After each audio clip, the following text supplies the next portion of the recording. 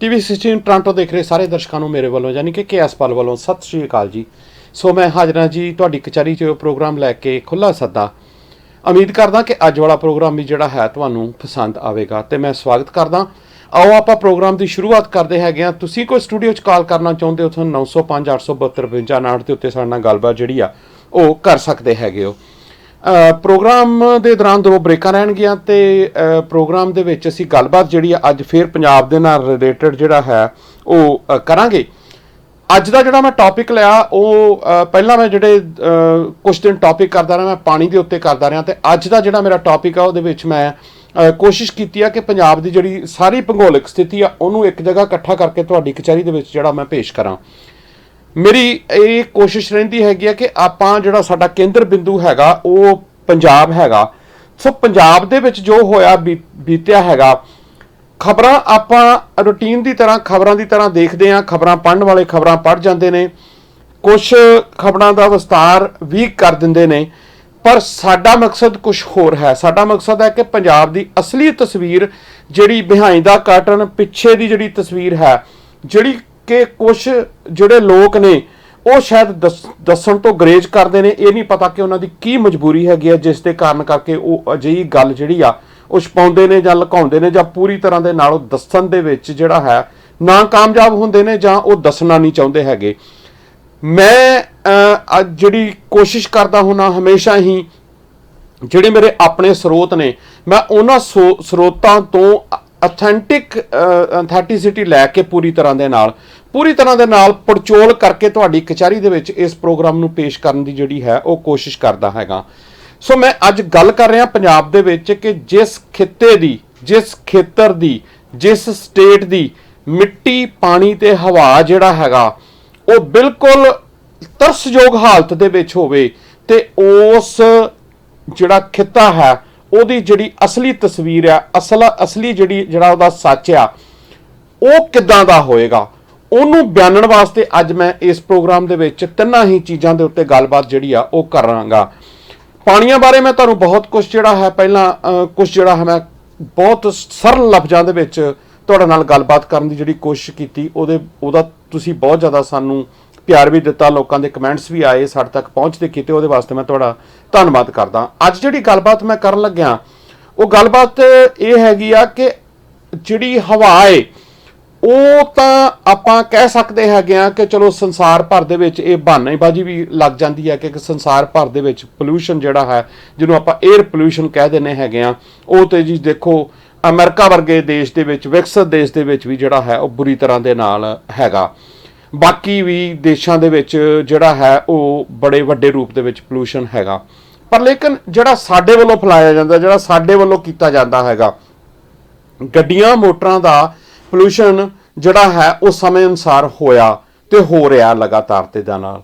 ਤੇ ਪਰ ਕੁਝ ਪੋਲਿਊਸ਼ਨ ਸਾਡੇ ਵੱਲੋਂ ਜਿਹੜਾ ਹੈ, ਜਿਹੜੀਆਂ ਸਾਡੀਆਂ ਅਣਗਹਿਲੀਆਂ ਦੇ ਕਾਰਨ, ਚਾਹੇ ਉਹ ਖੇਤੀ ਦੇ ਵਿੱਚ ਜਦੋਂ ਅਸੀਂ ਪਰਾਲੀ ਨੂੰ ਸਾੜਦੇ ਆ ਜਾਂ ਨਾੜ ਸਾੜਦੇ ਹੈਗੇ ਆ ਜਾਂ ਹੋਰ ਤਰ੍ਹਾਂ ਦੀ ਜਿਹੜੀ ਅੱਗ ਜਿਹੜੀ ਲਗਾਈ ਜਾਂਦੀ ਆ, ਉਹਦੇ ਵਿੱਚ ਸਾਡੇ ਜਿਹੜੇ ਕੁਦਰਤੀ ਜਿਹੜੇ ਪੌਦੇ ਨੇ ਜਿਹੜੇ ਲੱਗੇ ਹੁੰਦੇ ਨੇ ਬਹੁਤ ਵੱਡੇ ਰੂਪ ਦੇ ਵਿੱਚ, ਉਹ ਵੀ ਜਿਹੜੇ ਨੇ ਉਹ ਸੜ ਜਾਂਦੇ ਹੈਗੇ ਨੇ। ਉਹ ਇੱਕ ਪੋਲਿਊਸ਼ਨ ਪੈਦਾ ਹੁੰਦਾ ਹੈ, ਪਰ ਲੇਕਿਨ ਉਹ ਐਡੇ ਵੱਡੇ ਰੂਪ ਦੇ ਵਿੱਚ ਨਹੀਂ, ਕਿਉਂਕਿ 6 ਮਹੀਨੇ ਬਾਅਦ ਉਸ ਨੂੰ ਜਿਹੜਾ ਫਿਰ ਵੀ ਮੈਂ ਨਹੀਂ ਇਹ ਕਹਿੰਦਾ ਕਿ ਅੱਗ ਲਾਉਣੀ ਚਾਹੀਦੀ ਹੈਗੀ ਆ, ਕਿਉਂਕਿ ਉਹ ਸਾਡੇ ਜਿਹੜੇ ਮਿੱਤਰ ਜਿਹੜੇ ਕੀੜੇ ਮਕੌੜੇ ਨੇ ਉਹਨਾਂ ਨਾਲ ਉਹ ਵੀ ਮਰ ਜਾਂਦੇ ਹੈਗੇ ਨੇ।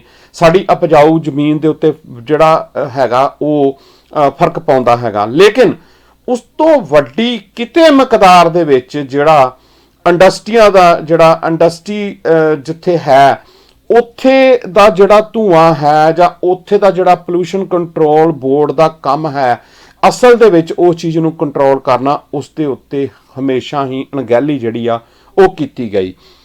ਉਹ ਅਣਗਹਿਲੀ ਛੋਟੇ ਰੂਪ ਦੇ ਵਿੱਚ ਨਹੀਂ ਹੋਈ, ਬਹੁਤ ਵੱਡੇ ਰੂਪ ਦੇ ਵਿੱਚ ਲਗਾਤਾਰਤਾ ਦੇ ਨਾਲ ਜਿਹੜਾ ਹੈ ਉਹ ਹੁੰਦੀ ਆ ਰਹੀ ਹੈਗੀ ਆ।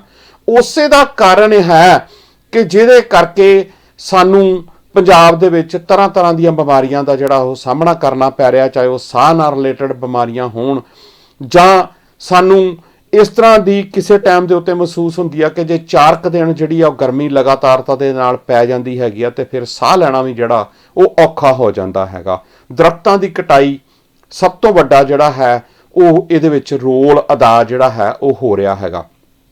ਕਿੰਨੇ ਕੁ ਦਰਖਤ ਕੱਟੇ ਜਾ ਰਹੇ ਨੇ, ਕਿੰਨਾ ਕੁਝ ਜਿਹੜਾ ਹੈ ਉਹ ਲਗਾਤਾਰਤਾ ਦੇ ਨਾਲ ਹੋ ਰਿਹਾ, ਪਰ ਸਰਕਾਰਾਂ ਜਿਹੜੀਆਂ ਨੇ ਉਹ ਬਿਲਕੁਲ ਚੁੱਪ ਨੇ। ਸੰਸਥਾਵਾਂ ਵੀ ਐਡੇ ਵੱਡੇ ਰੂਪ ਦੇ ਵਿੱਚ ਜਿਹੜਾ ਉਹ ਕੰਮ ਨਹੀਂ ਕਰ ਰਹੀਆਂ ਹੈਗੀਆਂ। ਸੋ ਜਦੋਂ ਐਡੇ ਵੱਡੇ ਰੂਪ ਦੇ ਵਿੱਚ ਇਹ ਜਿਹੜੀਆਂ ਚੀਜ਼ਾਂ ਨੇ ਉਹ ਖਲਵਾੜ ਕਰ ਰਹੇ ਹੋਣ ਜਾਂ ਖਲਵਾੜ ਜਿਹੜਾ ਹੈ ਉਹ ਹੋ ਰਿਹਾ ਹੋਵੇ, ਤੇ ਆਪਾਂ ਅੰਦਾਜ਼ਾ ਜਿਹੜੀਆਂ ਨੇ ਉਹ ਜਿਹੜੀਆਂ ਚੀਜ਼ਾਂ ਨੇ ਹੋ ਰਹੀਆਂ ਨੇ ਲਗਾਤਾਰਤਾ ਦੇ ਨਾਲ, ਸਾਡਾ ਵੀ ਉਨਾ ਹੀ ਫਰਜ਼ ਬਣਦਾ ਕਿ ਅਸੀਂ ਵੀ ਜਿਹੜੀ ਹੈ ਉਹ ਗੱਲਬਾਤ ਆਪਣੇ ਤਰੀਕੇ ਦੇ ਨਾਲ ਜਿਹੜੀ ਆ ਉਹ ਕਰੀਏ। ਇਸ ਦੇ ਉੱਤੇ ਆਪਾਂ ਨਜ਼ਰਅੰਸਾਨੀ ਕਰੀਏ। ਸੰਸਥਾਵਾਂ ਜਿਹੜੀਆਂ, ਚਾਹੇ ਉਹ ਧਾਰਮਿਕ ਸੰਸਥਾਵਾਂ ਨੇ, ਚਾਹੇ ਜਿਹੜੀਆਂ ਸਾਡੀਆਂ ਬਾਕੀ ਸੰਸਥਾਵਾਂ ਨੇ ਜਿਹੜੀਆਂ ਵਾਤਾਵਰਣ ਨਾਲ ਸੰਬੰਧਿਤ ਕੰਮ ਕਰਦੀਆਂ ਨੇ, ਉਹਨਾਂ ਨੂੰ ਵੀ ਜਿਹੜਾ ਗੱਲਬਾਤ ਕਰਨੀ ਚਾਹੀਦੀ ਆ। ਸਰਕਾਰਾਂ ਦੀ ਬੇਮੁਖੀ ਕਿਉਂ, ਸਰਕਾਰਾਂ ਜਿਹੜੀਆਂ ਨੇ ਉਹ ਕਿਉਂ ਇਦਾਂ ਕਰ ਰਹੀਆਂ ਨੇ?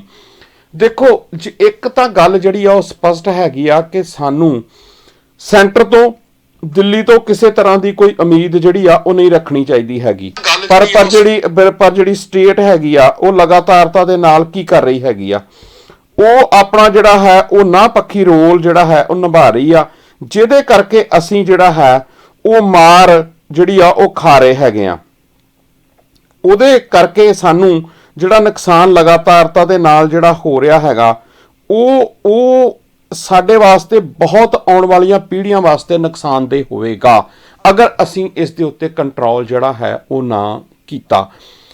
ਜਿਹੜਾ ਬਾਕੀ ਵੀ ਪੋਲੂਸ਼ਨ ਹੈਗਾ ਉਹਦੇ ਤੇ ਵੀ ਕੰਟਰੋਲ ਜਿਹੜਾ ਉਹ ਕੀਤਾ ਜਾ ਸਕਦਾ ਹੈਗਾ। ਜਿਹੜੇ ਪੁਰਾਣੇ ਵਹੀਕਲ ਨੇ ਉਹਨਾਂ ਦੇ ਉੱਤੇ ਕੰਟਰੋਲ ਹੋ ਸਕਦਾ, ਪਰ ਮਾਫ ਕਰਨਾ, ਉੱਥੇ ਤਾਂ 200, 400, 500 ਰੁਪਈਆ ਲੈ ਕੇ ਛੱਡ ਦਿੱਤਾ ਜਾਂਦਾ, ਜਾਂ ਅਜਿਹਾ ਕੁਛ ਉੱਥੇ ਪੁਲਿਸ ਵਾਲਿਆਂ ਵੱਲੋਂ ਕ੍ਰੀਏਟ ਕੀਤਾ ਜਾਂਦਾ। ਉੱਥੇ ਪੋਲੂਸ਼ਨ ਦਾ ਸਰਟੀਫਿਕੇਟ ਜਿਹੜਾ ਉਹ ਇਸ਼ੂ ਕਰਦੇ ਨੇ, ਉਹ ਕਈ ਵਾਰੀ ਦੇਖਿਆ ਕਿ ਮਾੜਾ ਜਿਹਾ ਉਹ ਵਿੱਚ ਤਾਰ ਜੀ ਫਸਾ ਕੇ ਤੇ ਉਹ ਵੀ ਇਸ਼ੂ ਕਰ ਦਿੱਤਾ ਜਾਂਦਾ ਹੈਗਾ। ਉਹਦੇ ਵਾਸਤੇ ਕੋਈ ਬਹੁਤ ਵੱਡੀ ਗੱਲ ਮੈਨੂੰ ਕਦੀ ਕੋਈ ਇਸ ਤਰ੍ਹਾਂ ਦੇ ਨਾਲ ਇਹ ਨਹੀਂ ਕਿ ਕਦੀ ਕਿਸੇ ਨੂੰ ਉਹਨਾਂ ਨੇ ਰਿਜੈਕਟ ਕੀਤਾ ਹੋਵੇ। ਮੈਂ ਤਾਂ ਕਦੀ ਕਿਸੇ ਨੂੰ ਰਿਜੈਕਟ ਹੁੰਦਾ ਵੇਖਿਆ ਨਹੀਂ ਸੀਗਾ। ਜੇ ਕੋਈ ਹੋਵੇ ਤਾਂ ਜ਼ਰੂਰ ਤੁਸੀਂ ਕਮੈਂਟ ਬਾਕਸ ਵਿੱਚ ਕਮੈਂਟ ਕਰਕੇ ਜ਼ਰੂਰ ਦੱਸਿਓ ਵੀ ਕੀ ਕਦੀ ਇਦਾਂ ਦੇ ਨਾਲ ਹੋਇਆ, ਵਾਪਰਿਆ ਕਿਸੇ ਦੇ ਨਾਲ। ਸੋ ਉਸ ਤੋਂ ਅਗਲੀ ਜਿਹੜੀ ਗੱਲ ਆਪਾਂ ਕਰੀਏ ਉਹ ਇਹ ਗੱਲ ਹੈਗੀ ਆ ਕਿ ਸਾਰਾ ਕੁਝ ਜਿਹੜਾ ਹੋ ਰਿਹਾ, ਮੈਂ ਅੱਜ ਹੀ ਕਿਸੇ ਪਲੇਟਫਾਰਮ ਦੇ ਉੱਤੇ ਗੱਲਬਾਤ ਸੁਣ ਰਿਹਾ ਸੀਗਾ, ਤੇ ਉੱਥੇ ਇੱਕ ਸੱਜਣ ਜਿਹੜੇ ਉਹ ਪੰਜਾਬ ਤੋਂ ਉਸ ਟਾਈਮ ਦੇ ਉੱਤੇ ਜਿਹੜੀ ਆ ਉਹ ਕਿਸੇ ਰੇਡੀਓ ਸਟੇਸ਼ਨ ਦੇ ਉੱਤੇ ਗੱਲਬਾਤ ਕਰ ਰਹੇ ਸੀ। ਉਹ ਕਹਿੰਦੇ ਜੀ ਪੰਜਾਬ ਦਾ ਜਿਹੜਾ ਮਾਹੌਲ ਆ ਉਹ ਬਹੁਤ ਜ਼ਿਆਦਾ ਸਖਾਵਾਂ ਹੈ। ਕੋਈ ਐਵੇਂ ਲੋਕ ਨੇ ਉਹ ਬਾਹਰੋਂ ਆ ਕੇ ਜਿਹੜੀ ਗੱਲਬਾਤ ਜਿਹੜੀ ਆ ਉਹ ਕਰਦੇ ਨੇ, ਜੇ ਉਹ ਹੀ ਇਸ ਸਾਡੇ ਮਾਹੌਲ ਨੂੰ ਖਰਾਬ ਕਰਨ ਦੀ ਜਿਹੜੀ ਆ ਉਹ ਕੋਸ਼ਿਸ਼ ਕਰਦੇ ਨੇ। ਮੈਂ ਉਸ ਭਾਈ ਸਾਹਿਬ ਦੀ ਕੁਆਲੀਫਿਕੇਸ਼ਨ ਵੀ ਵਧੀਆ ਸੀ ਉਹਨਾਂ ਦੇ ਕਹਿਣ ਮੁਤਾਬਕ, ਤੇ ਮੈਂ ਕਿਹਾ ਵੀ ਜਾਂ ਤਾਂ ਇਹ ਇਨਸਾਨ ਚੰਗੀ ਤਰ੍ਹਾਂ ਦੇ ਨਾਲ ਪੜਚੋਲ ਨਹੀਂ ਕਰਦੇ ਤੇ ਜਾਂ ਅੱਖੋਂ ਪਰੋਖੇ ਕਰਦੇ ਨੇ, ਤੇ ਜਾਂ ਕਿਸੇ ਅਜਿਹੇ ਪੋਲੀਟੀਕਲ ਪਾਰਟੀ ਦੇ ਨਾਲ ਸੰਬੰਧਿਤ ਨੇ ਕਿ ਉਹ ਲੋਕਾਂ ਨੂੰ ਅਸਲੀਅਤ ਤੋਂ ਦੂਰ ਰੱਖਣਾ ਚਾਹੁੰਦੇ ਨੇ ਤੇ ਆਪ ਖੁਦ ਜਿਹੜੀਆਂ ਨੇ ਕਬੂਤਰ ਵਾਂਗੂ ਅੱਖਾਂ ਜਿਹੜੀਆਂ ਨੇ ਉਹ ਮੀਟ ਕੇ ਤੇ ਆਪਣਾ ਜਿਹੜਾ ਕੰਮ ਆ ਉਹ ਚਲਾਈ ਜਾ ਰਹੇ ਹੈਗੇ ਨੇ। ਸੋ ਜਦੋਂ ਸਾਡੇ ਖਿੱਤੇ ਦੇ ਲੋਕ ਹੀ ਬੇਮੁਖ ਹੋ ਜਾਣਗੇ ਆਪਣੇ ਖਿੱਤੇ ਤੋਂ ਹੀ, ਤੇ ਆਪਾਂ ਅੰਦਾਜ਼ਾ ਲਗਾ ਸਕਦੇ ਹਾਂ ਕਿ ਸਾਡੀਆਂ ਆਉਣ ਵਾਲੀਆਂ ਪੀੜ੍ਹੀਆਂ ਸਾਨੂੰ ਸਲਾਮਾਂ ਕਰਨਗੀਆਂ, ਸਾਡੇ ਵਾਸਤੇ ਉਹ ਸਾਨੂੰ ਕੋਈ ਪੂਜਣਗੀਆਂ ਉਹ ਕਿ ਸਾਡੇ ਵਾਸਤੇ ਤੁਸੀਂ ਕਿਹੋ ਜਿਹਾ ਜਿਹੜੀ ਜ਼ਮੀਨ ਹੈਗੀ ਆ ਉਹ ਇੱਕ ਕਿਸਮ ਦੀ ਬਾਂਝ ਜ਼ਮੀਨ ਜਿਹੜੀ ਆ ਸਾਡੇ ਵਾਸਤੇ ਛੱਡ ਕੇ ਜਿਹੜੀ ਆ ਉਹ ਗਏ ਹੈਗੇ ਨੇ ਪੁਰਖੇ। ਕੀ ਸਾਡੇ ਸਿਆਣਪ ਦੇ ਗੁਣ ਗਾਉਣਗੇ ਉਹ ਲੋਕ? ਕੀ ਸਾਡੇ ਵਾਸਤੇ ਉਹ ਕੋਈ ਚੰਗੇ ਸ਼ਬਦਾਂ ਦਾ ਇਸਤੇਮਾਲ ਕਰਨਗੇ ਉਸ ਟਾਈਮ ਦੇ ਉੱਤੇ? ਅਸੀਂ ਤਾਂ ਛਾਤੀਆਂ ਚੌੜੀਆਂ ਕਰਕੇ ਆਪਣੇ ਇਤਿਹਾਸ ਨੂੰ ਜਿਹੜਾ ਹੈ ਉਹ ਆਪਣੇ ਬੱਚਿਆਂ ਨੂੰ ਬੜੇ ਖੁੱਲ੍ਹੇ ਰੂਪ ਦੇ ਵਿੱਚ ਜਿਹੜਾ ਹੈ ਉਹ ਦੱਸਦੇ ਹੈਗੇ ਆ। ਪਰ ਕੀ ਜਿਹੜਾ ਅੱਜ ਇਤਿਹਾਸ ਅਸੀਂ ਸਿਰਜ ਰਹੇ ਹਾਂ, ਕਿ ਸਾਡੀਆਂ ਆਉਣ ਵਾਲੀਆਂ ਨਸਲਾਂ ਸਾਡੇ ਇਤਿਹਾਸ ਨੂੰ ਜਿਸ ਤਰ੍ਹਾਂ ਕਿ ਅਸੀਂ ਦੱਸ ਰਹੇ ਹੈਗੇ ਆ, ਕਿ ਸਾਡੇ ਇਤਿਹਾਸ ਨੂੰ ਉਹਨਾਂ ਅੱਖਰਾਂ ਦੇ ਵਿੱਚ ਹੀ ਪਰੋਣਗੇ ਜਾਂ ਉਸ ਤਰ੍ਹਾਂ ਦੇ ਨਾਲ ਛਾਤੀਆਂ ਚੌੜੀਆਂ ਕਰਕੇ ਦੱਸ ਪਾਉਣਗੇ? ਜੇ ਇਸ ਤਰ੍ਹਾਂ ਦਾ ਮਾਹੌਲ ਅਸੀਂ ਸਿਰਜਦੇ ਗਏ ਤੇ ਸਿਰਜ ਦਿੱਤਾ ਤਾਂ ਫਿਰ ਮੈਨੂੰ ਲੱਗਦਾ ਕਿ ਸਿਵਾਏ ਸਾਡੇ ਤੇ ਉਹ ਲਾਹਣਤਾਂ ਪਾਉਣ ਤੋਂ ਇਲਾਵਾ ਕੁਛ ਨਹੀਂ ਕਰਨਗੇ। ਸੋ ਸਵਾਲ ਬੜੇ ਪੈਦਾ ਹੁੰਦੇ ਨੇ ਸਾਡਾ ਫਰਜ਼ ਆ ਉਹਨਾਂ ਸਵਾਲਾਂ ਨੂੰ ਘੋਖਣਾ, ਉਹਨਾਂ ਸਵਾਲਾਂ ਦੇ ਉੱਤੇ ਗੱਲਬਾਤ ਜਿਹੜੀ ਆ ਉਹ ਕਰਨੀ।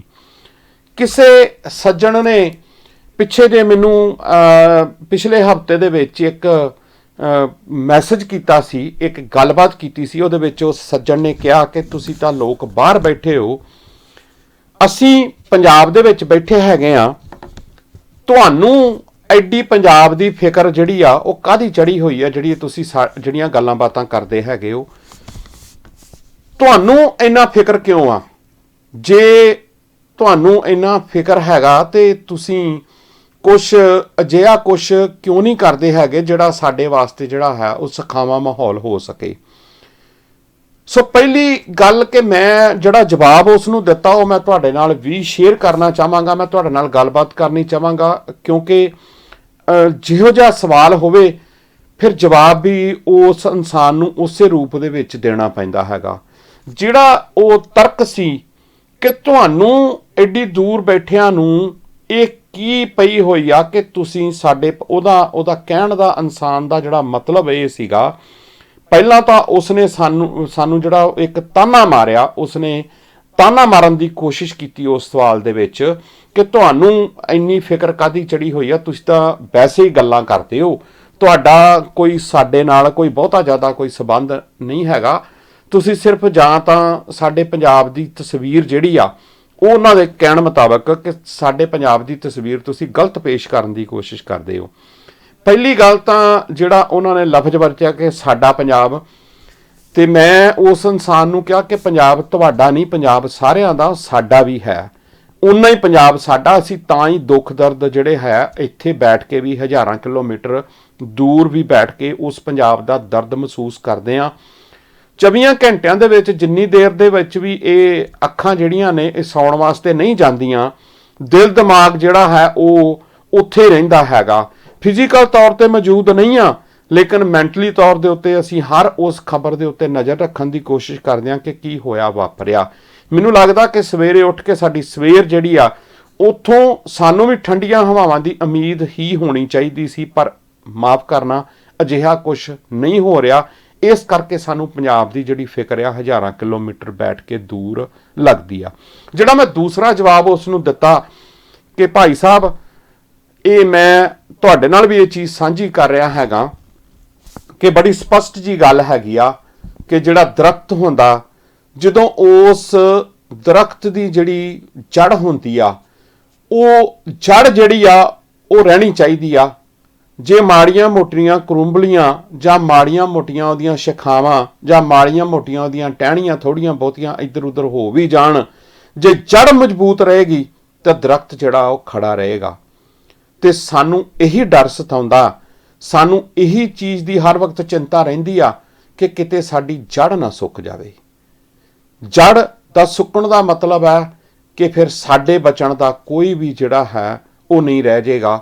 ਕੋਈ ਵੀ ਸਾਡਾ ਜੀਣ ਦਾ ਜਿਹੜਾ ਹੈ, ਜਿਹੜੀ ਅਸੀਂ ਛਾਤੀ ਚੌੜੀ ਕਰਕੇ ਜੀਨੇ ਹੈਗੇ ਆ, ਚਾਹੇ ਅਸੀਂ ਇੱਥੇ ਲੋਕਾਂ ਨੇ ਬਹੁਤ ਜਿਹੜੇ ਮਲਟੀ ਮਿਲੀਅਨਰ ਲੋਕ ਤੁਹਾਨੂੰ ਮਿਲ ਜਾਣਗੇ, ਬੜੀਆਂ ਤਰੱਕੀਆਂ ਕੀਤੀਆਂ ਨੇ, ਚਾਹੇ ਅਸੀਂ ਕੈਨੇਡਾ ਵਰਗੇ ਕੰਟਰੀ ਦੇ ਵਿੱਚ ਸਾਨੂੰ ਗਿਲੇ ਸ਼ਿਕਵੇ ਹੋ ਜਾਂਦੇ ਨੇ ਸਾਡੇ ਆਪਣੇ ਹੀ ਭਾਈਚਾਰੇ ਦੇ, ਜਿਹੜੇ ਅਸੀਂ MP ਔਰ MPP ਔਰ ਜਿਹੜੇ MP ਅਸੀਂ ਜਿਹੜੇ ਦਿੰਨੇ ਹੈਗੇ ਆ ਕਿ ਸਾਡੇ ਵਾਸਤੇ ਆਹ ਚੀਜ਼ ਜਿਹੜੀ ਆ ਉਹ ਇਸ ਤਰ੍ਹਾਂ ਦੇ ਨਾਲ ਠੀਕ ਨਹੀਂ ਕਰਦੇ। ਇਹ ਗਿਲੇ ਸ਼ਿਕਵੇ ਹੋ ਸਕਦੇ ਨੇ, ਗਿਲੇ ਵਿੱਚ ਸ਼ਿਕਵੇ ਜਿਹੜੇ ਨੇ ਉਹ ਆਪਣਿਆਂ ਤੋਂ ਹੋ ਸਕਦੇ ਨੇ।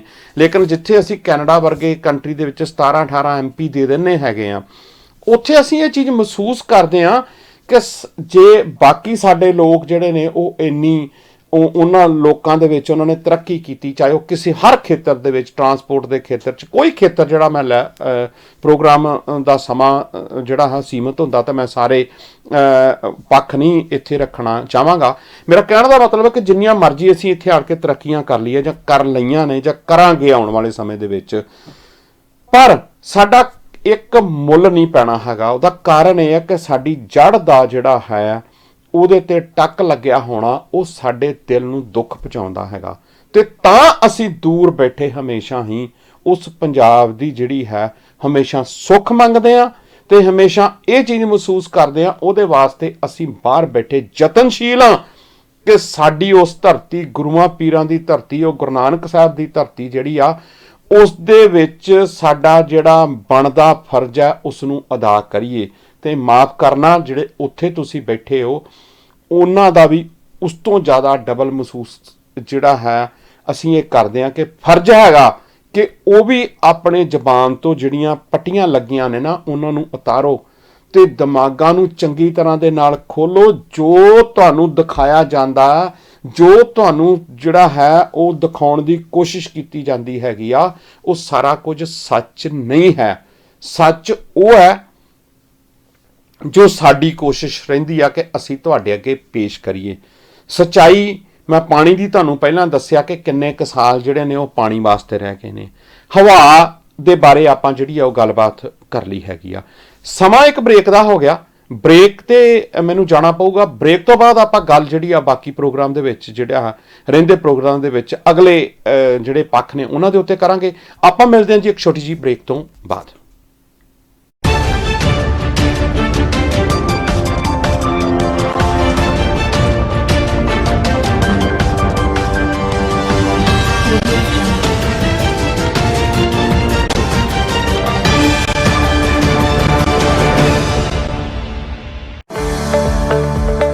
वक्त बदल चुका है ते वक्त दे नाल बदल चुके ने एंटरटेनमेंट दे साधन भी। हुण केबल, सैटेलाइट या IPTV बॉक्स दी कोई जरूरत नहीं। अपना स्मार्टफोन चुको अते ऐप स्टोर या गूगल प्ले स्टोर तो आज ही डाउनलोड करो ईबाबा एंटरटेनमेंट ऐप। कास्ट डोंगल दी मदद नाल तुसी अपने पसंदीदा टीवी चैनल्स या मूवीज अपने टीवी ते भी देख सकदे हो अते ड्राइव करदे वेले ब्लूटूथ नाल रेडियो भी सुन सकदे हो। ईबाबा एंटरटेनमेंट ऐप एंड्रॉयड टीवी अते set top box Google play store ते उपलब्ध हैं। सो जल्दी तो जल्दी खुद भी ये ऐप डाउनलोड करो अते अपने फैमिली फ्रेंड्स नाल भी ये जानकारी शेयर करो। ईबाबा एंटरटेनमेंट ऐप।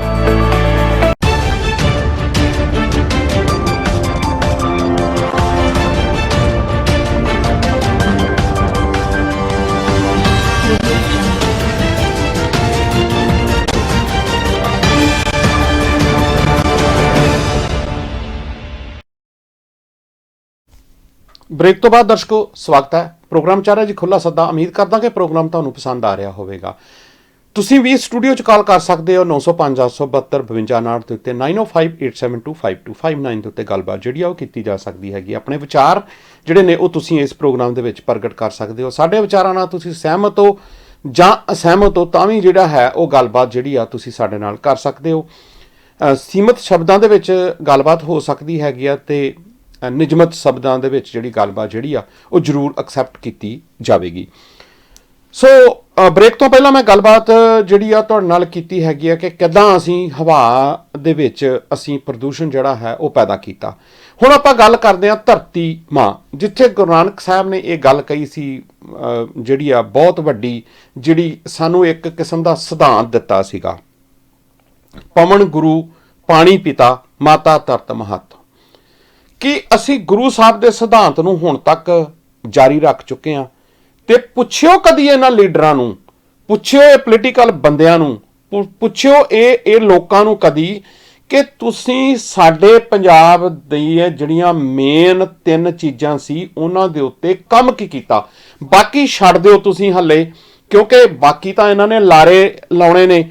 ਗੁਟਕਾ ਖਾ ਕੇ ਸਹੁੰ ਵੀ ਖਾਣਗੇ, ਬਾਕੀ ਚੀਜ਼ਾਂ ਦੇ ਲਾਰੇ ਵੀ ਲਾਉਣਗੇ ਕਿ ਤੁਹਾਡੀਆਂ ਪਿੰਡ ਦੀਆਂ ਸੜਕਾਂ ਬਣਾ ਦਿੱਤੀਆਂ ਜਾਣਗੀਆਂ, ਤੁਹਾਨੂੰ ਬਿਜਲੀ ਇੰਨੀ ਫ੍ਰੀ ਦੇ ਦਿੱਤੀ ਜਾਵੇਗੀ, ਤੁਹਾਡਾ ਇਹ ਕਰ ਦਿੱਤਾ ਜਾਵੇਗਾ, ਇੰਨੀਆਂ ਲੱਖ ਅਸੀਂ ਨੌਕਰੀਆਂ ਦੇ ਦਿੱਤੀਆਂ ਜਾਣਗੀਆਂ। ਭਾਈ ਜੇ ਅਸੀਂ ਬਚਾਂਗੇ ਤਾਂ ਫੇਰ ਸਾਰਾ ਕੁਝ ਹੀ ਸਾਡੇ ਵਾਸਤੇ ਹੈ। ਜੀਵੇ ਆਸਾ ਮਰੇ ਨਿਰਾਸਾ। ਜਦੋਂ ਸਾਡੇ ਜੀਵਨ ਦੀ ਆਸ ਹੋਏਗੀ ਤੇ ਤਾਂ ਅੱਗੇ ਅਸੀਂ ਕਦਮ ਜਿਹੜੇ ਨੇ ਉਹ ਪੁੱਟਾਂਗੇ। ਮੈਨੂੰ ਹੈਰਾਨਗੀ ਹੈ ਕਿ ਪੰਜਾਬ ਦੇ ਜਿਹੜੇ ਬਾਕੀ ਤਾਂ ਚਲੋ ਸਾਨੂੰ ਉਮੀਦ ਨਹੀਂ ਹੈ, ਨੈਸ਼ਨਲ ਲੈਵਲ ਦੇ ਉੱਤੇ ਜਿਹੜਾ ਮੇਨ ਸਟ੍ਰੀਮ ਮੀਡੀਆ ਬੈਠਾ ਹੈਗਾ ਉਹਨਾਂ ਦੇ ਉੱਤੋਂ ਤਾਂ ਸਾਨੂੰ ਅਸੀਂ ਬੇਆਸੇ ਹਾਂ ਕਿ ਉਹਨਾਂ ਨੇ ਤਾਂ ਕਦੀ ਪੰਜਾਬ ਦੇ ਭਲੇ ਦੀ ਨਾ ਕੋਈ ਗੱਲ ਕਰਨੀ ਆ, ਨਾ ਪੰਜਾਬ ਦੇ ਜਿਹੜੇ ਅਸਲੀ ਜਿਹੜੇ ਮੁੱਦੇ ਨੇ ਉਹਨਾਂ ਦੇ ਉੱਤੇ ਗੱਲਬਾਤ ਕਰਨੀ ਆ। ਹੈਰਾਨਗੀ ਇਹ ਹੁੰਦੀ ਹੈ ਕਿ ਜਿਹੜੇ ਪੰਜਾਬ ਦਾ ਬਾਕੀ ਉੱਥੇ ਮੀਡੀਆ ਬੈਠਾ ਹੋਇਆ ਉਹਨਾਂ ਦਾ ਕੀ ਗੱਲ, ਉਹਨਾਂ ਦਾ ਧਿਆਨ ਉਧਰ ਨੂੰ ਨਹੀਂ ਜਾਂਦਾ ਜਾਂ ਉਹ ਗੱਲਬਾਤ ਹੀ ਨਹੀਂ ਕਰਨਾ ਚਾਹੁੰਦੇ ਹੈਗੇ ਇਸ ਦੇ ਬਾਰੇ। ਸੋ ਗੱਲ ਅੱਗੇ ਆਈ ਆਪਾਂ ਕਿ ਜਿਹੜੀ ਧਰਤੀ ਸੀ, ਧਰਤੀ ਮਾਤਾ ਸੀ, ਧਰਤੀ ਜਿਹਨੂੰ ਮਾਤਾ ਦਾ ਨਾਮ ਜਿਹੜਾ ਦਿੱਤਾ ਗਿਆ। ਸੋ ਉਸ ਮਾਤਾ ਦੇ ਨਾਲ, ਉਸ ਮਾਂ ਦੇ ਨਾਲ ਅਸੀਂ ਤੇ ਸਰਕਾਰਾਂ ਨੇ ਰਲ ਕੇ ਕੀਤਾ ਕੀ? ਅਸੀਂ ਉਹਦਾ ਜਿਹੜਾ ਸੀਨਾ ਪਾੜ ਕੇ ਤੇ ਅਸੀਂ ਉਹਦੇ ਵਿੱਚੋਂ ਪਾਣੀ ਜਿਹੜਾ ਹੈ ਉਹ ਲਗਾਤਾਰਤਾ ਦੇ ਨਾਲ ਕੱਢਿਆ ਤੇ ਉਹਨੂੰ ਖੋਖਲਿਆਂ ਕੀਤਾ। ਜਿਹੜਾ ਦੂਜਾ ਵੱਡਾ ਫੈਕਟਰ ਸੀ ਮਾਈਨਿੰਗ ਦਾ, ਇਹ ਨਹੀਂ ਮੈਂ ਕਹਿੰਦਾ ਕਿ ਬਿਲਕੁਲ ਮਾਈਨਿੰਗ ਨਹੀਂ ਹੋਣੀ ਚਾਹੀਦੀ, ਪਰ ਨਿਯਮਤ ਕੋਈ ਮਾਈਨਿੰਗ ਹੋਣੀ ਚਾਹੀਦੀ ਹੈਗੀ ਆ। ਜਿੰਨੀ ਕਿ ਸਾਨੂੰ ਲੋੜ ਹੈਗੀ ਆ ਕਿ ਉਨੀ ਮਾਈਨਿੰਗ ਹੋਵੇ। ਕਿ ਕੀ ਪੰਜਾਬ ਦੇ ਜਿਹੜੇ ਵਪਾਰੀ ਨੇ ਜਾਂ ਪੰਜਾਬ ਤੋਂ ਬਾਹਰ ਬੈਠੇ ਜਿਹੜੇ ਵਪਾਰੀ ਨੇ, ਉਹ ਸਾਰਾ ਕੁਝ ਪੰਜਾਬ ਦਾ ਲੁੱਟ ਕੇ ਲੈ ਚੱਲੇ ਆ, ਸਾਰਾ ਕੁਝ ਲੁੱਟ ਲਿਆ ਉਹਨਾਂ ਨੇ। ਜਿਹੜੇ ਉਹ ਲੋਕ ਨੇ ਉਹ ਲਗਾਤਾਰਤਾ ਦੇ ਨਾਲ ਉੱਥੋਂ ਸਾਰਾ ਕੁਝ ਜਿਹੜਾ ਹੈ ਉਹ 2 ਨੰਬਰ ਦੇ ਵਿੱਚ ਸਾਰਾ ਕੁਝ ਪੁੱਟੀ ਚਲੀ ਜਾ ਰਹੇ ਨੇ। ਸਾਡਾ ਨੇਚਰ ਦਾ ਇੱਕ ਪਾਰਟ ਸੀਗਾ, ਤਕਰੀਬਨ ਆਪ ਸਾਰੀ ਬੈਲਟ ਤੁਸੀਂ ਆਨੰਦਪੁਰ ਸਾਹਿਬ ਵਾਲੀ ਲਾ ਲਓ ਤੁਸੀਂ, ਉਹ ਸਾਰੀ ਉਹਨਾਂ ਨੇ ਤਕਰੀਬਨ ਪਲੇਨ ਕਰਨ ਦੇ ਜਿਹੜੇ ਹੈ ਉਹ ਚੱਲੇ ਨੇ ਉਸ ਦੇ ਉੱਤੇ। ਉੱਥੇ ਮਾਈਨਿੰਗ ਜਿਹੜੀ ਆ ਉਹ ਲਗਾਤਾਰ ਦੇ ਨਾਲ ਬੇਨਿਯਮੀ ਤੇ ਜਿਹੜੀ ਹੈਗੀ ਆ ਉਹ ਕਿਸੇ ਕਾਨੂੰਨ ਦੇ ਅੰਡਰ ਨਹੀਂ ਆਉਂਦੀ ਹੈਗੀ, ਤੇ ਉਹ ਲਗਾਤਾਰਤਾ ਦੇ ਨਾਲ ਜਿਹੜੀ ਆ ਉਹ ਚੱਲੀ ਆ ਰਹੀ ਹੈਗੀ ਆ। ਜਿੰਨਾ ਕੁ ਰੇਤਾ ਸਾਨੂੰ ਜਿਹੜਾ ਹੈ ਉਹ ਚਾਹੀਦਾ ਹੈਗਾ, ਬਾਕੀ ਜਿੰਨੀ ਚੀਜ਼ ਚਾਹੀਦੀ ਹੈਗੀ ਆ ਉਹਦੇ ਤੋਂ ਤੇ ਕਈ ਹਜ਼ਾਰ ਗੁਣਾ ਅਸੀਂ ਉੱਥੇ ਜਿੱਦਾਂ ਇਸ ਤਰ੍ਹਾਂ ਦੇ ਨਾਲ ਕੀਤਾ ਜਾ ਰਿਹਾ ਕਿ ਜਿੱਦਾਂ ਉਹ ਇੱਕ ਕਹਾਵਤ ਹੁੰਦੀ ਸੀਗੀ ਕਿ ਜਿਹੜਾ ਹੈ ਉਹ ਕੀ ਕਹਿੰਦੇ ਹੁੰਦੇ ਨੇ ਕਿ ਚੋਰਾਂ ਦਾ ਮਿਣਨਾ ਤੇ ਡਾਂਗਾਂ ਦੇ ਗੱਜ, ਉਹ ਹਿਸਾਬ ਕਿਤਾਬ ਹੈਗਾ ਕਿ ਅਸੀਂ ਤਕਰੀਬਨ ਉੱਥੇ ਇੱਦਾਂ ਦੇ ਨਾਲ ਉੱਥੇ ਬਿਹੇਵ ਇਸ ਤਰ੍ਹਾਂ ਦੇ ਨਾਲ ਅਸੀਂ ਉੱਥੇ ਜਿਹੜਾ ਵਰਤਾਰਾ ਅਸੀਂ ਜਿਹੜਾ ਹੈ ਹੁੰਦਾ ਦੇਖ ਰਹੇ ਹੈਗੇ ਆ ਕਿ ਜਿੱਦਾਂ ਇਸ ਪੰਜਾਬ ਜਿਹੜਾ ਹੈਗਾ ਇਹ ਧਰਤੀ ਕਿਸੇ ਹੋਰ ਦੀ ਆ। ਇੱਥੇ ਜਿਹੜੇ ਬਸ਼ਿੰਦੇ ਨੇ ਇਹਨਾਂ ਦੀ ਹੈ ਹੀ ਨਹੀਂ, ਕੋਈ ਹੋਰ ਹੀ ਇੱਥੇ ਦਾ ਜਿਹੜਾ ਮਾਲਕ ਹੈਗਾ ਉਹ ਹੈਗਾ, ਤੇ ਤਾਂ ਹੀ ਅਸੀਂ ਉਸ ਚੀਜ਼ ਨਾਲ ਖਿਲਵਾੜ ਕਰਦੇ ਪਏ ਆ ਨਾ, ਤੇ ਤਾਂ ਹੀ ਅਸੀਂ ਖਿਲਵਾੜ ਜਿਹੜਾ ਹੁੰਦਾ ਦੇਖ ਰਹੇ ਹੈਗੇ ਆ। ਅਸੀਂ ਇਸ ਦੇ ਉੱਤੇ ਕਦੀ ਕੋਈ ਸਵਾਲ ਕਰਨ ਦੀ ਕੋਸ਼ਿਸ਼ ਕੀਤੀ ਆ? ਕਦੀ ਇਸ ਦੇ ਬਾਰੇ ਕੋਈ ਵੀ, ਮੈਂ ਬਾਕੀਆਂ ਨੂੰ ਛੱਡੋ, ਤੁਸੀਂ ਜਿਹੜੇ ਪੰਜਾਬ ਦੇ ਹਥੈਸ਼ੀ ਬਣਨ ਦੀ ਕੋਸ਼ਿਸ਼ ਕਰਦੇ ਨੇ, ਜੇ ਉਹਨਾਂ ਨੂੰ ਕੋਈ ਪੰਜਾਬ ਤੋਂ ਬਾਹਰ ਦਾ ਕੋਈ ਬੰਦਾ ਪੰਜਾਬ ਦੀ ਗੱਲਬਾਤ ਕਰਦਾ ਹੈਗਾ ਤੇ ਉਹਨਾਂ ਨੂੰ ਖਾਲਿਸਤਾਨੀ ਦੀ ਸਟੈਂਪ ਲਾਉਣ ਲੱਗਿਆਂ 1 ਮਿੰਟ ਦੇਖਦੇ ਨੇ। ਤੇ ਭਾਈ ਫਿਰ ਜੇ ਖਾਲਸ ਹੋਣਾ ਮਾੜੀ ਗੱਲ ਨਹੀਂ ਤੇ ਉਹਦੇ ਵਾਸਤੇ ਵੀ ਸਾਨੂੰ ਕੋਈ ਦਿੱਕਤ ਨਹੀਂ ਹੈ, ਸਾਨੂੰ ਕੋਈ ਪਰੇਸ਼ਾਨੀ ਨਹੀਂ ਹੈ ਉਸ ਚੀਜ਼ ਦੀ। ਤੇ ਤੁਸੀਂ ਕਦੀ ਕੋਈ ਇਨਪੁਟ ਪਾਈ? ਤੁਸੀਂ ਕਦੀ ਕੋਈ ਆਪਣਾ ਜਿਹੜਾ ਹੈ ਉਹਦੇ ਵਾਸਤੇ ਕੋਈ ਸਟਰਗਲ ਕੀਤੀ, ਉਹਦੇ ਵਾਸਤੇ ਕੋਈ ਐਜੀਟੇਸ਼ਨ ਕੀਤੀ, ਪੰਜਾਬ ਵਾਸਤੇ ਕੋਈ ਗੱਲਬਾਤ ਕਰਨ ਦੀ ਕੋਸ਼ਿਸ਼ ਕੀਤੀ ਕਿ ਇਹਦੇ ਚੰਗੇ ਜਿਹੜੇ ਦਿਨ ਨੇ ਉਹ ਅਸੀਂ ਜਿਹੜੇ ਨੇ ਲੈ ਕੇ ਆਉਣੇ ਨੇ ਕਿਸੇ ਤਰੀਕੇ ਦੇ ਨਾਲ, ਇਹਦੇ ਵਾਸਤੇ ਸਾਨੂੰ ਯਤਨਸ਼ੀਲ ਹੋਣਾ ਚਾਹੀਦਾ। ਉਹ ਲੋਕ ਕੋਈ ਪੁੱਠੀ ਗੱਲ ਕਰਨੀ ਹੋਵੇ, ਖਾਸ ਤੌਰ ਦੇ ਉੱਤੇ ਸਿੱਖਾਂ ਦੀ ਗੱਲਬਾਤ ਕਰਨੀ ਹੋਵੇ, ਉਦੋਂ ਤੇ ਉਹ ਲੋਕ ਜਿਹੜੇ ਨੇ ਆ ਕੇ ਬਾਹਰ ਖੜ ਜਾਂਦੇ ਨੇ।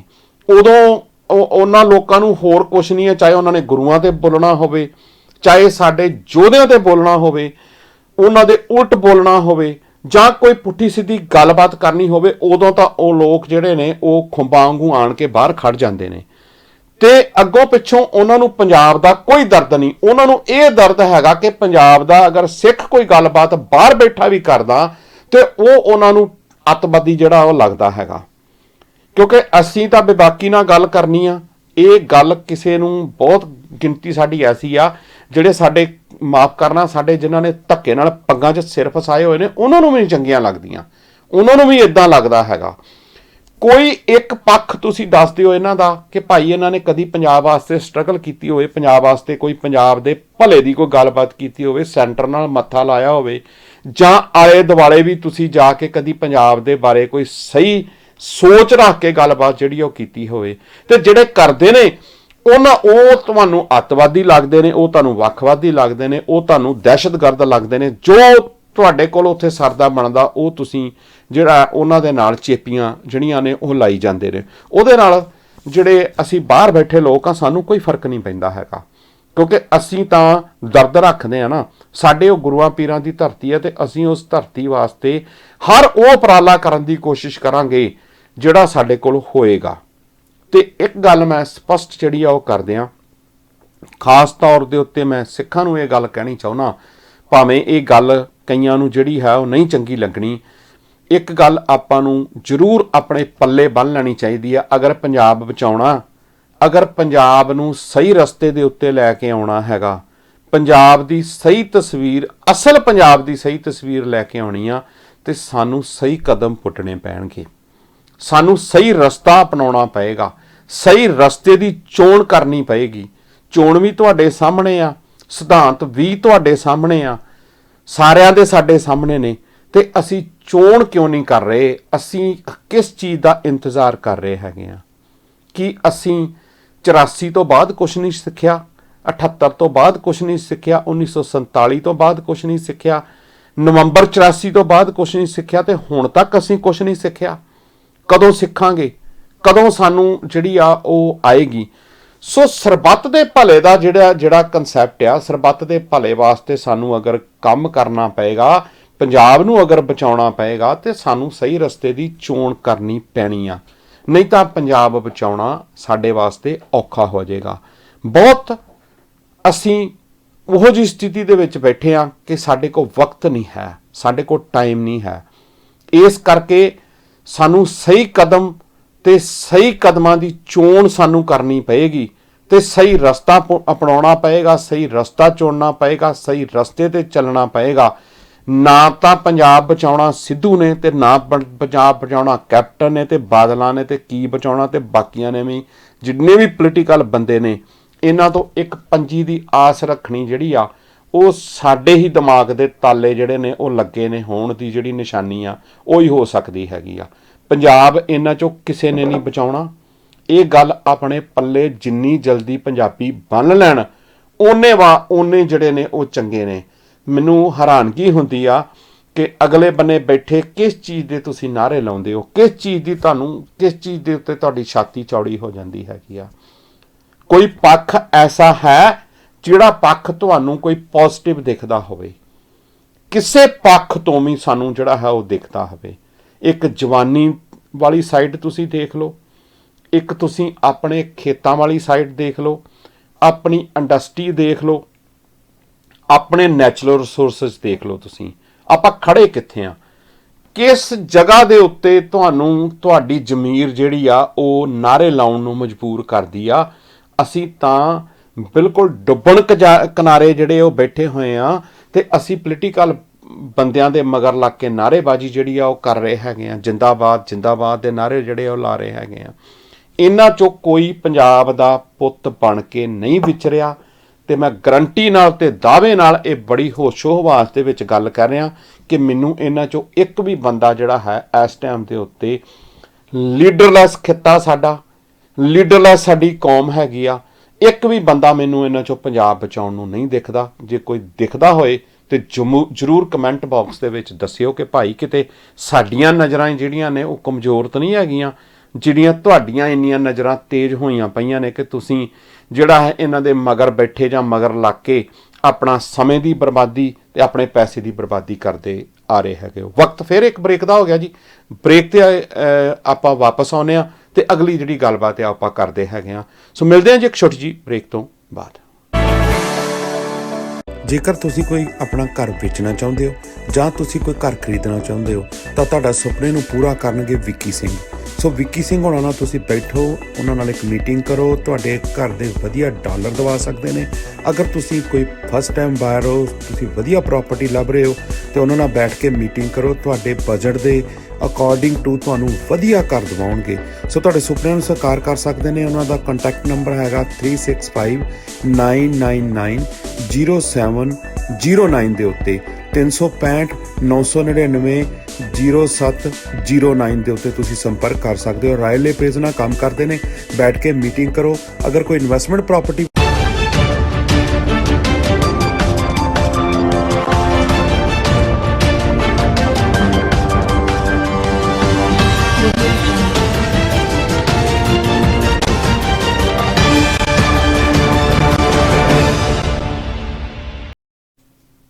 ਬ੍ਰੇਕ ਤੋਂ ਬਾਅਦ ਦਰਸ਼ਕੋ ਸਵਾਗਤ ਹੈ। ਪ੍ਰੋਗਰਾਮ ਚੱਲ ਰਿਹਾ ਜੀ ਖੁੱਲ੍ਹਾ ਸੱਦਾ। ਉਮੀਦ ਕਰਦਾ ਕਿ ਸਾਡੀਆਂ ਸਿੱਧੀਆਂ ਜਿਹੜੀਆਂ ਗੱਲਾਂ ਨੇ ਉਹ ਤੁਹਾਨੂੰ ਪਸੰਦ ਆ ਰਹੀਆਂ ਹੋਣਗੀਆਂ।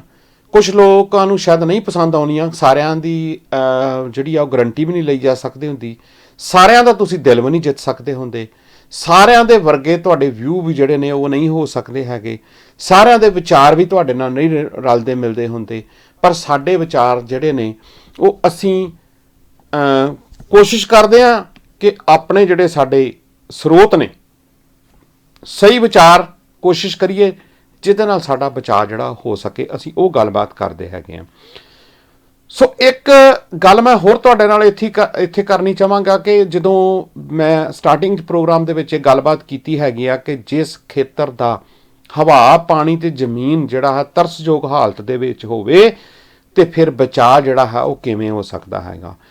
ਇਸ ਤੋਂ ਪਹਿਲਾਂ ਮੈਂ ਕਿ ਇਸ ਪ੍ਰੋਗਰਾਮ ਨੂੰ ਜਿਹੜਾ ਹੈ ਉਹ ਅਖੀਰਲੇ ਅਸੀਂ ਪਲਾਂ ਵੱਲ ਲਿਜਾਵਾਂ, ਮੈਂ ਇੱਕ ਗੱਲ ਤੁਹਾਡੇ ਨਾਲ ਹੋਰ ਕਰਨੀ ਚਾਹਾਂਗਾ ਕਿ ਕੀ ਜਿਹੜੇ ਲੋਕ ਅੱਜ ਇਹ ਮਹਿਸੂਸ ਕਰਦੇ ਨੇ ਕਿ ਅਸੀਂ ਕਈ ਵਾਰੀ ਉਹਨਾਂ ਲੋਕਾਂ ਦੇ ਜਿਨ੍ਹਾਂ ਨੂੰ ਅਸੀਂ ਖੱਬੇ ਪੱਖੀ ਕਹਿ ਦਿੰਦੇ ਹੈਗੇ ਆ, ਬਾਹਰ ਵੀ ਬੜੇ ਬੈਠੇ ਨੇ, ਬੜੀਆਂ ਕਾਂਗਿਆਰੀਆਂ ਬੈਠੀਆਂ ਨੇ ਜਿਹੜੀਆਂ ਰੋਜ਼ ਆ ਕੇ ਅਲੱਗ-ਅਲੱਗ ਪਲੇਟਫਾਰਮਾਂ ਦੇ ਉੱਤੇ ਅਜਿਹਾ ਕੁਝ ਥੋਪਣ ਦੀ ਕੋਸ਼ਿਸ਼ ਕਰਦੇ ਨੇ ਕਿ ਅਸੀਂ ਪੰਜਾਬ ਦੇ ਹਤੈਸ਼ੀ ਹਾਂ, ਅਸੀਂ ਪੰਜਾਬ ਦੇ ਜਿਹੜੇ ਹੈਗੇ ਆ ਉਹ ਸਹੀ ਦਿਸ਼ਾ ਨਿਰਦੇਸ਼ ਜਿਹੜਾ ਹੈ ਉਹ ਦੇ ਸਕਦੇ ਹੈਗੇ ਆ।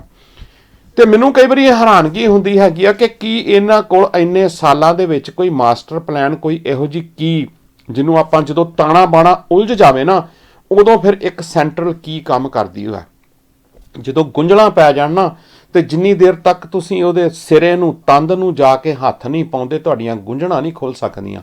ਤੇ ਉਹਨੂੰ ਕਹਿੰਦੇ ਨੇ ਸੈਂਟਰ ਕੀ, ਉਹਨੂੰ ਕਹਿੰਦੇ ਨੇ ਇੱਕ ਮਾਸਟਰ ਕੀ।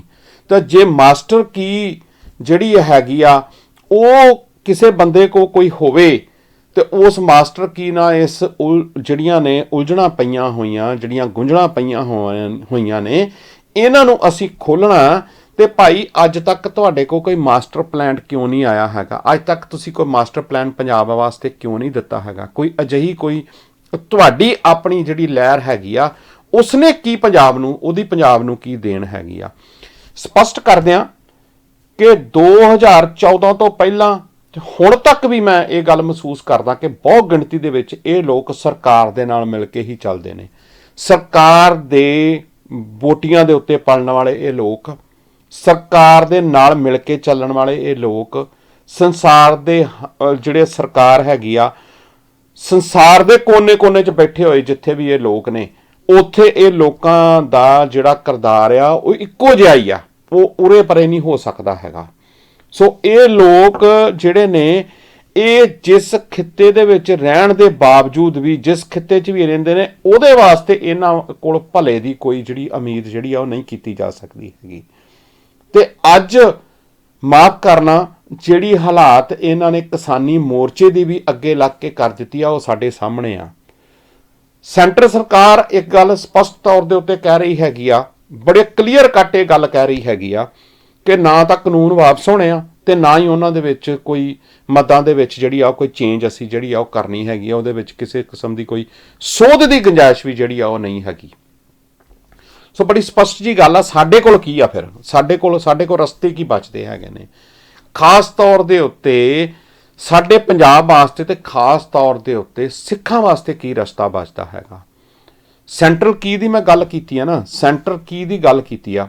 ਸੋ ਇੱਕੋ ਇੱਕ ਰਸਤਾ ਸਾਡੇ ਕੋਲ ਬਚਦਾ ਹੈਗਾ, ਉਹ ਰਸਤਾ ਇੱਕੋ ਹੀ ਆ ਕਿ ਜਿੰਨੀ ਦੇਰ ਤੱਕ ਅਸੀਂ ਖਾਲਸਾ ਰਾਜ ਵੱਲ ਨੂੰ ਨਹੀਂ ਵੱਧਦੇ ਹੈਗੇ, ਸਾਡਾ ਨਾ ਤਾਂ ਪੰਜਾਬ ਬਚ ਸਕਦਾ, ਨਾ ਪੰਜਾਬ ਦੀ ਜ਼ਮੀਨ ਬਚ ਸਕਦੀ ਆ, ਨਾ ਪੰਜਾਬ ਦੀ ਜਿਹੜੀ ਹੈਗੀ ਆ ਉਹ ਅਸੀਂ ਪਾਣੀ ਬਚਾ ਸਕਦੇ ਆ, ਨਾ ਪੰਜਾਬ ਦੀ ਜਵਾਨੀ ਬਚ ਸਕਦੀ ਆ, ਨਾ ਪੰਜਾਬ ਬਚ ਸਕਦਾ ਹੈਗਾ।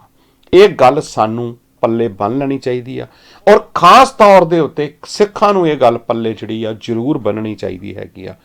ਸਾਨੂੰ ਜਿਹੜਾ ਹੈ ਉਹ ਪਿੱਛੇ ਆਉਣਾ ਪਊਗਾ, ਪਿਛਲੇ ਇਤਿਹਾਸ ਦੇ ਉੱਤੇ ਆਉਣਾ ਪਏਗਾ ਕਿ ਜਿਹੜੀ ਲੜਾਈ ਜਿਹੜੀ ਆ ਉਹ ਜਲਿਆਂਵਾਲੇ ਬਾਗ ਦੇ ਸਾਕੇ ਤੋਂ ਪਹਿਲਾਂ ਜਿਹੜਾ ਨਾਅਰਾ ਸਾਡੇ ਕੋਲ ਸੀ ਕਿ ਅਸੀਂ ਲੜ ਕਾਹਦੇ ਵਾਸਤੇ ਰਹੇ ਸੀ?